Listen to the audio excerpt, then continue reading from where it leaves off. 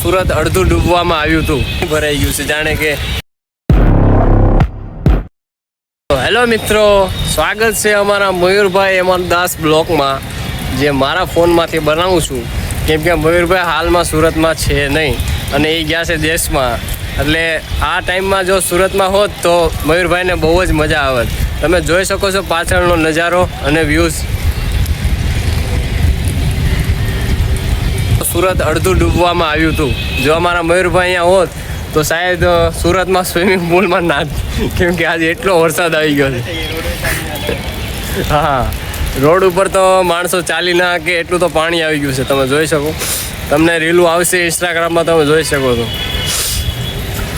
અને અહીંયા અમારે જો તમે જુઓ ને તો પાછળ અમારે એક મેદાન છે, એમાં તો પાણી ભરાઈ ગયું છે, જાણે કે તળાવ બની ગયું છે એવું થઈ ગયું જો। અને આ હજી તો વરસાદ જો જાય જ છે, અત્યારે થોડીક વાર સ્ટોપ થયો છે અને જોઈ શકો તો દૂર દૂર તક વરસાદ જ દેખાય છે। અને આ સાઈડ હજી થોડું ઉઘડેલું છે।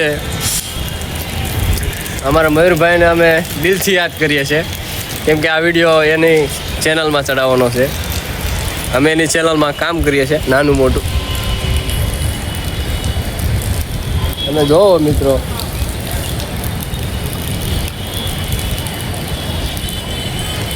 તો મયુરભાઈ અહીંયા હોત ખાસ કરીને તો બહુ જ અમને મજા આવત, એમની યારે બહુ આનંદ આવે અમને।